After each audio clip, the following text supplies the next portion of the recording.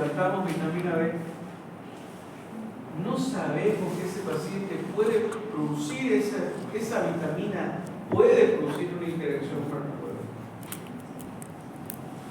Es el caso que este paciente tenía, bueno, buscaba, ninguno de los retrovirales produce síndrome intracraneal, ni uno, por donde lo leamos, ida y vuelta, y yo le dejo la interna, ¿no? ¿Usted cree que los retrovirales le están haciendo esto al paciente? Se queda pues mirando menos, ¿no? Va a ir a leer, le di la información, hay que darle las herramientas, ¿no? Ustedes, yo les he dado la herramienta del mundo para hacer estos trabajos. No se vayan a olvidar. Cuando lleguen al internado ya van a ver que los profesores, por supuesto, yo no trato mal a nadie, no es el objetivo es que aprendan, ¿no? Pero bueno, ya había un caso relacionado, que no está relacionado con los retrovirales que nosotros utilizamos para dar a los pacientes normales. Entonces revise uno por uno, dolutegravir, tenofovir, lamivudina, si produce este efecto a nivel cerebral. Pero bueno, eso es una interacción que se ve. Aquí otra interacción, miren, las anfetaminas, la estimulación de la salida de serotonina produce el síndrome serotonínico. Les digo un caso, una vez estaba en la emergencia también, un caso clínico real. Llega una paciente vestida así de Miss, había sido el Miss, no sé, Miss que hacen aquí en Bolivia, pero vienen de otros países, Paraguay, Uruguay. Yo no sabía que había eso. Pero llegó la chica, llegó temblando, llegó con un síndrome depresivo total, ¿no? Estaba queriendo llorar y sola llegó. Cuando hicimos los signos vitales, ¿no? Todo estaba aumentado. Presión arterial aumentada, frecuencia cardíaca aumentada, pupila dilatada o comprimida. Cuando hay un síndrome simpático, hay dilatación en las pupilas o contracción. ¿El simpático qué hace?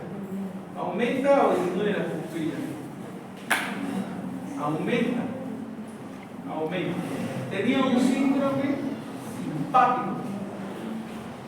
¿Qué había pasado?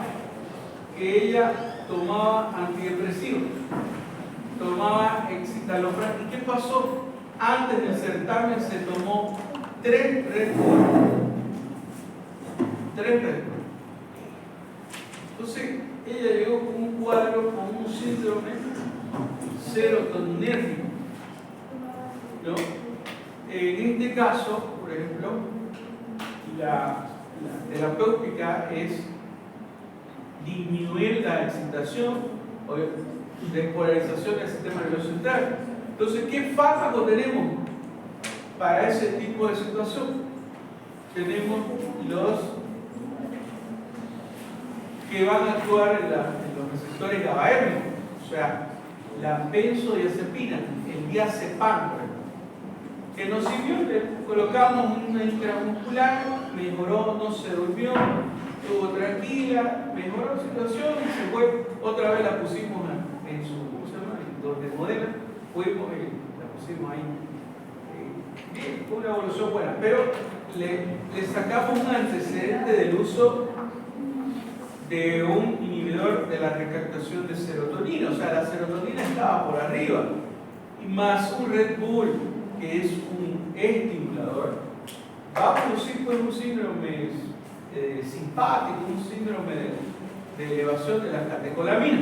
Entonces sucede, o puede suceder lo contrario, ¿no? El utilizar 2 medicamentos que producen depresión del sistema nervioso y lo utilizan para, lamentablemente, para malas cosas, ¿no? Para robarle. Ustedes han escuchado de una vez que lo durmieron al señor y lo encontraron durmiendo botado, ¿no? ¿Qué pasó? Una chica le puso el diazepam en el alcohol, y el alcohol hizo sinergismo. El alcohol con una benzodiazepina produce aumento de la función de ese fármaco. Es una interacción que va a producir sueño, aumento de la... En este caso puede producir ese efecto que está relacionado con el efecto GABAérgico. Iónicos, también hay iónicos, ¿no? Aquí está bloqueante los canales de sodio. ¿Pueden haber interacción? Sí. Por ejemplo, el uso de antiarrítmicos de clase 1B, siletina y la quinidina, el grupo 1 de ALF. Vamos a ver que sus efectos son adictivos. Iónicos en este caso. Hormonales. Los corticoides reducen el consumo de glucosa. Esto está relacionado a aumentar la glicemia, y estos producen antagonistas, son antagonistas a los diabéticos tipo A. En otras palabras, si nosotros tenemos un paciente que está consumiendo medicamentos para la diabetes, si utilizamos corticoides, vamos a elevar los niveles de azúcar. Entonces hay que tener cuidado, ¿no? Ustedes utilicen dexametasona, hidrocortisona, prednisona. Todos estos medicamentos, por ejemplo, tienen interacción con pacientes que toman medicamentos para la diabetes y para la hipertensión arterial. ¿Por qué? Porque los corticoides aumentan la presión arterial. Igual que me decían, doctor, los AINES producen aumento de líquidos y sodio y aumentan la presión arterial. Correcto. Los AINES, los antiinflamatorios no esteroideos, también producen ese efecto, ¿no? Produciendo alteración en los pacientes que toman medicamentos para la presión arterial. Entonces hay que controlar esa situación. Interacción por homeostasis. Aquí los diuréticos disminuyen algunos diuréticos pueden disminuir el flujo renal en algunas situaciones cuando hay insuficiencia renal. La prostaglandina disminuye el flujo renal y puede producir insuficiencia renal, por supuesto que sí. A ver, los AINES que retienen sodio, por ejemplo el piroxicam, disminuye el efecto de los antihipertensivos, lo que decíamos. El suplemento de los ahorradores de potasio, ¿no? El potasio y los diuréticos. Es una interacción relacionada con la pérdida de potasio. Aquí, el diurético es la furosemida con un ahorrador de potasio, o el suplemento de potasio que podemos dar al paciente. Pero normalmente se le da un ahorrador de potasio cuando la situación amerita. Vamos a seguir. Interacción farmacológica en la farmacocinética, absorción, distribución, metabolismo, eliminación. Ya lo dijimos. Modificación de la velocidad de absorción.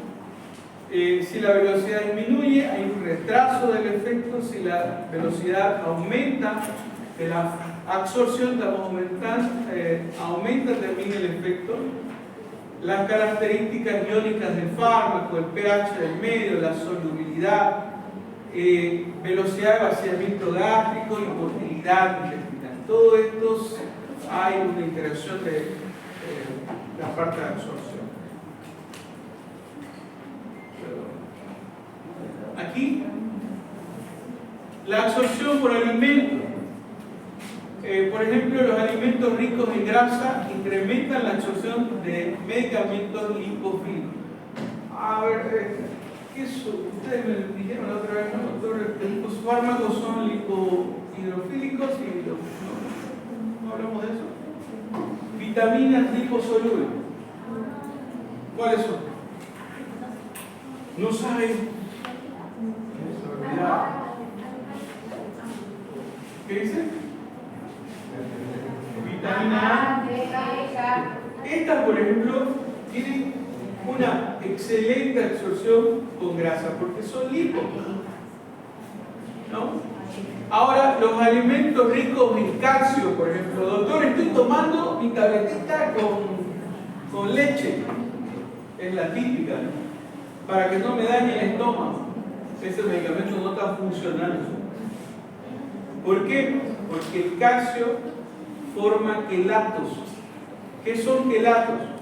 Un ion positivo con un ion negativo se atraen, forman una molécula más grande y no se pueden absorber. O podemos cambiar el pH en algún momento. Podemos hacerlo más ácido o más alcalino y disminuir la absorción. A eso se refiere con ionización. Bueno, podemos aumentar la absorción en algún momento. Ejemplo, verán, por ejemplo, la vitamina C y el hierro. ¿Por qué es importante la vitamina C antes del hierro?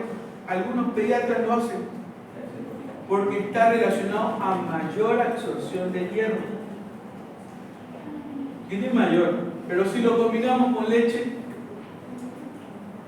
nunca se va a absorber, porque va a formar quelato. Bueno, eso es básicamente de esta diapositiva. Algunos antibióticos pueden modificar la flora intestinal y reducir la absorción de otros fármacos con sales de hierro. Bueno, la interacción farmacológica de la absorción, miren, estos son los fármacos afectados y medicamentos que pueden estar relacionados a la mala absorción. Antiácidos, antagonistas de los H2, inhibidores de bomba de protones, colesteraminas, sultralfato, metacloropramida. Todo esto va a modificar la absorción de todos estos medicamentos. ¿Débora? Ya terminamos. Entonces, ¿ya son las 12? Sí. Pase, puede pasar. Ya. Entonces, tenemos el porcentaje de fijación a las proteínas, también es un detalle en la farmacocinética. Un fármaco puede desplazar a otro fármaco, ¿no? Y aumentar la cantidad de moléculas en el plasma sanguíneo y producir toxicidad. Más que eso. ¿Cuáles son los que incrementan la biodisponibilidad y otros que disminuyen la disponibilidad? Miren, los fármacos que pueden disminuir: furoxamida, diazepam, eritromicina, teofilina, hidralacina, lovastatina, espionatonia y hidroclorotiazida. Disminuyen actopil, isoniazida, levo, alfa-metildopa, y penicilina. Este cuadro lo voy a presentar porque es un cuadro que entra en el examen, pero con fármacos y con ejemplos. Entonces es muy importante que conozcamos la interacción con inducción enzimática. Fármacos que inducen: bentoína, fenobarbital, carbamazepina, alcohol, son inductores enzimáticos. ¿Qué quiere decir? Que estos fármacos, a un fármaco A, inductor, a un fármaco B, aumenta la eliminación o el aclaramiento, va a aumentar la vida media en eliminación, la acumulación también va a eliminarse y vamos a tener una disminución del efecto del fármaco B. O sea, el fármaco B prácticamente no tiene la capacidad de producir un efecto farmacológico porque no hay en concentraciones adecuadas. O sea, está disminuida su concentración y es por eso que produce ese efecto no farmacológico. ¿Se acuerdan ustedes del ejemplo? Si la persona está en estado en un periodo que puede tener bebé, a ver, paciente de 18 años, no quiere tener bebé, va al médico y le dice: quiero una pastilla para no tener bebé. y ustedes le dan el medicamento de los anticonceptivos. Le dan por vía oral, que toma. Pero no se dan cuenta que ese paciente está tomando un medicamento para la epilepsia, por ejemplo, la carbamazepina, que es normal ver a un paciente con carbamazepina y a la semana, a las 2 semanas ven que dice: doctor, estoy embarazado. Este cuadro puede suceder. ¿Por qué? Porque el fármaco inductor está disminuyendo las concentraciones terapéuticas del anticonceptivo, está eliminándose más rápido y podemos tener un paciente de este tipo. Eso se relaciona con inductor, ¿no? Ahora, un inhibidor enzimático, todo lo contrario al inhibidor enzimático. Como un fármaco A es inhibidor enzimático, el mismo medicamento B actúa en la misma enzima, este no se va a metabolizar, va a aumentar el aclaramiento, va a disminuir el aclaramiento de eliminación del fármaco, las concentraciones plasmáticas van a subir, vamos a tener una vida media prolongada y la acumulación del metabolito está también aumentada, ¿no? La saturación de eliminación está acumulada y el efecto farmacológico, vamos a tener, por supuesto, ¿no?, alteración, y vamos a tener este fármaco con más efectos tóxicos. O sea, en otras palabras, vamos a intoxicar al paciente por este tipo de mecanismo de interacción. Bueno, con esto, ya cumplí el próximo martes.